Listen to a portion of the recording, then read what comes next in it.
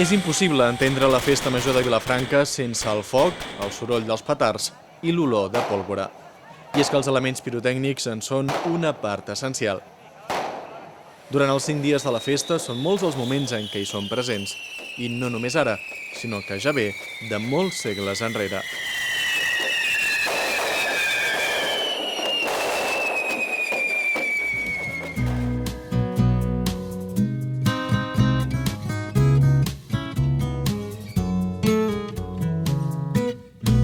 A veure, pirotènia a Vilafranca està datada la presència de pirotènia en manifestacions festives des de finals del segle XVI.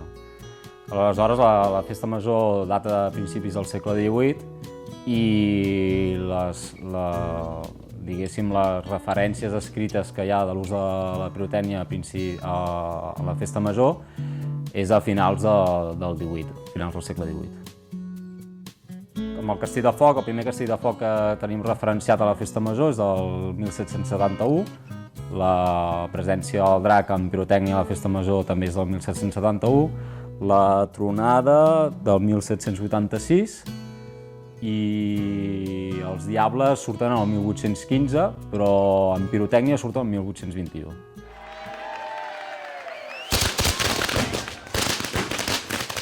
Imagineu-vos fins a quin punt és important el foc, que el que dona inici a la festa és una espectacular tronada.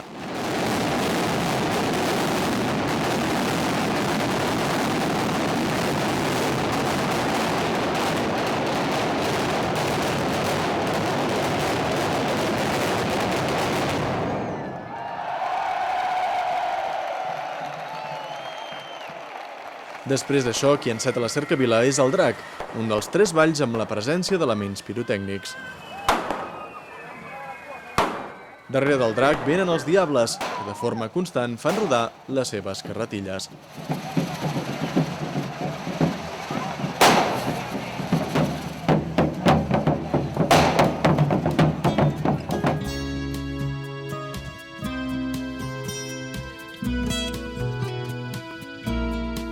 Diguéssim, les carretilles o sortidors abans eren canyes que estaven buides per dins, se'ls omplia d'una mescla de carbó i una llimadura de ferro.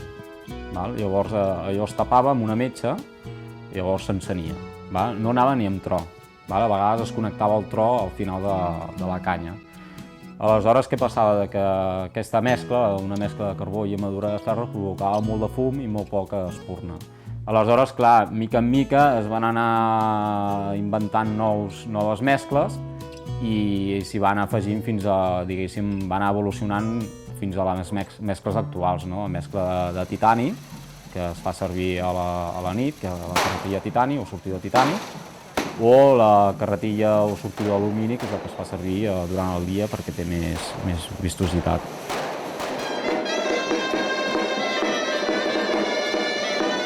Darrere d'ells ve el ball d'en Serrallonga, que s'encarreguen de fer explotar la pólvora amb els seus trabucs.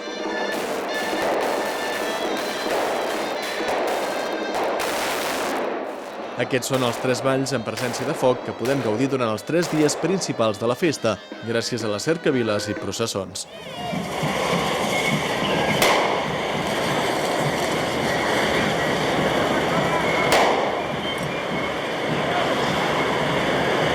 En totes les cultures humanes el foc és com un element importantíssim, i per tant, si és present en la vida quotidiana, és present a la festa, perquè la festa, en el fons, el que és un reflexe de lo important. Llavors, el foc com a símbol purificador, el foc com a símbol lúdic, el foc és present en la festa. Una miqueta el que fas és explotes festivament i lúdicament els elements pirotècnics, llavors això ha anat sedimentant, tenim, ja ho hem dit, des dels celtes fins als grecs, evidentment, i els tipus de focs i totes les civilitzacions ho tenen. I el nostre és com una conjuntura de diferents èpoques, És a dir, tenim els trons, que és una cosa que sobretot ve dels àrabs, tot el que és qüestió de tro i de mascletades i tot això ve molt dels àrabs, i el Catalunya Nova i el Penedès i el País Valencià és on hi havia més fàbriques i és on ha quedat més aquesta tradició des de l'època medieval, i per tant aquest element el tenim. I després tenim els castells de focs, els focs artificials, que és l'element més lúdic i que és un element que ve més de la Florència, del Renaixement, i per tant però també és una petja que ens ha deixat aquí, perquè també hi són els castells de foc.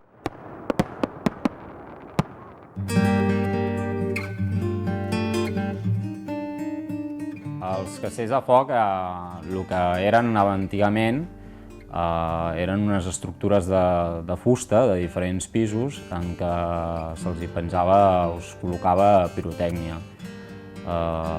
Aleshores també s'hi penjaven figures geomètriques, com per exemple rodes, que es movien amb els motors de sortidors. Durant el segle XIX, a Vilafranca, a part d'aquests castells de foc, diguéssim, més bàsics, que eren les estructures de fusta amb pirotècnia, també s'havia afegit música, piromusicals, i després també s'havien fet produccions a nivell de teatre, simulacres d'assalts de fortaleses entre dos bàndols, entre dos exèrcits, o, per exemple, fins i tot un any, el 1826, crec, era un globus, que era en forma de vaixell, i que anava tot carregat de pirotècnia i que anava llançant pirotècnia des de l'àrea.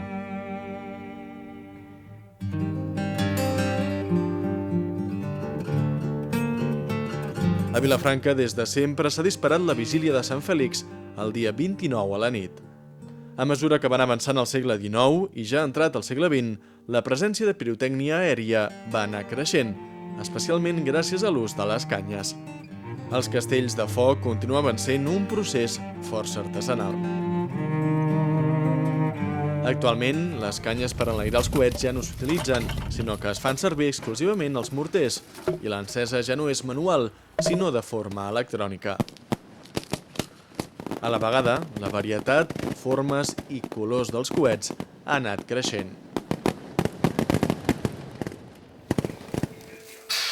Aquí hi ha la tècnica del mestre pirotècnic que fa el producte.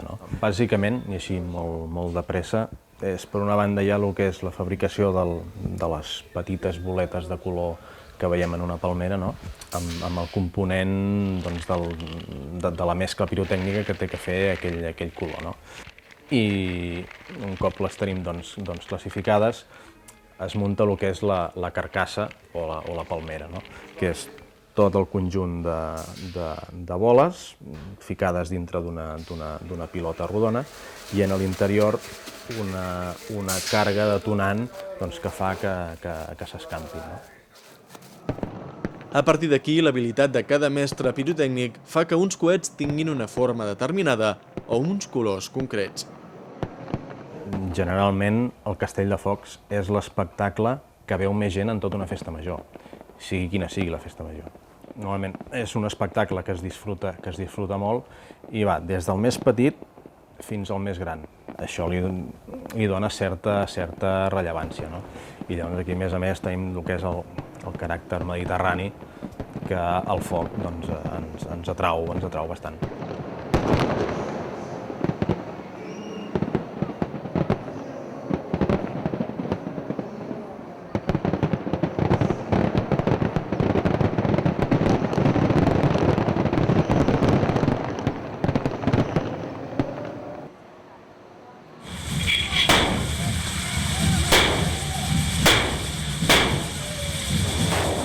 Ara bé, hi ha un acte de la festa major que no podem passar per alt i en què el foc és indiscutiblement el protagonista. Es tracta del Ball de Foc, que es du a terme el dia 1 a la nit. Va ser l'any 1992 quan els Diables de Vilafranca van organitzar per primer cop un correfoc, com a reflex dels que es feien en altres localitats. A mesura que passaven els anys va anar creixent, fins que finalment, el 2003, en van estrenar una nova edició, amb un concepte que el diferenciava dels correfocs tradicionals.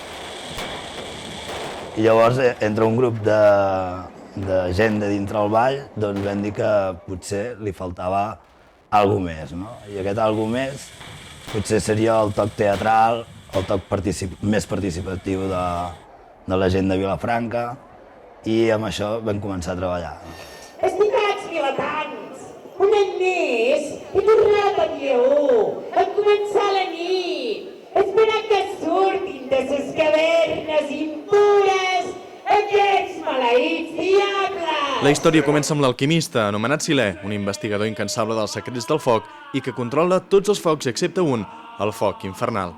En Silè pren una poció que el transforma en un monstre horrible i amb l'ajuda d'unes petites criatures anomenades nyoquis aconsegueix robar el foc als diables, entrant a la Porta de Xaus, que es troba en un racó prop de les muralles i que s'obre cada 1 de setembre. Aleshores els diables surten de l'infern per recuperar el foc i comença una persecució pels carrers de la vila. Amb això també vam crear 2 punts de vista diferents del foc. No? A l'alquimista el vam crear amb foc verd, per això sempre ell quan passa per la Rambla o passa pels carrers s'il·luminen de verd, i quan passen els diables s'il·lumina de vermell, com és l'infern. No? Llavors el foc verd també ve degut als diables medievals, es deien Green Men, o els deien els Green Men, són similars als plens de la Patum de Berga, i llavors per això li fiquem el foc verd amb l'alquimista.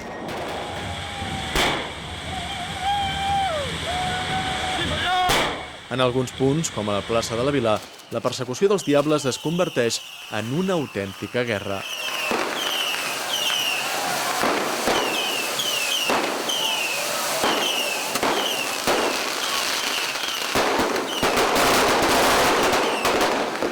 Finalment, a l'arribar a la Basílica de Santa Maria, els diables llancen el seu últim atac contra el Silè. El Ball de Foc s'ha convertit en un acte de referència a tot Catalunya. Per entendre-ho, només cal veure la quantitat de gent que s'aplega a la plaça i l'espectacularitat i qualitat de l'espectacle.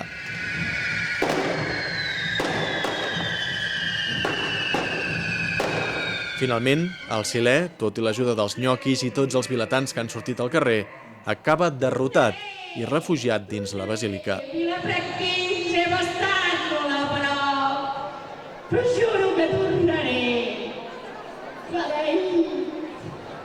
És llavors quan comença l'espectacle final, on es recupera l'ús de pirotècnia tradicional.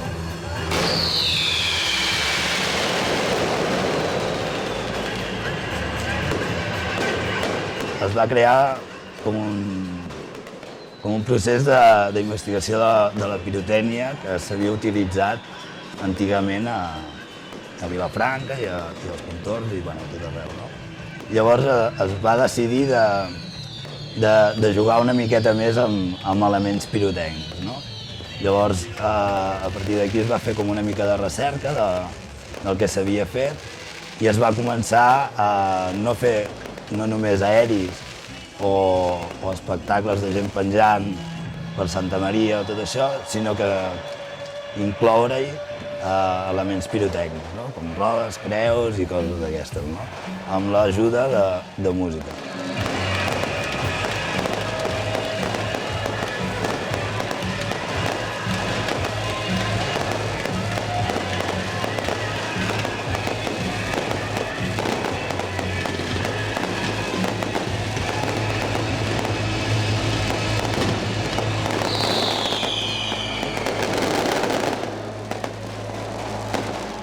S'acaba quan els diables recuperen el seu foc i tornen a l'infern. Però en Silè no es rendirà i cada 1 de setembre tornarà per intentar robar el foc infernal als diables, que no se'l deixaran prendre fàcilment.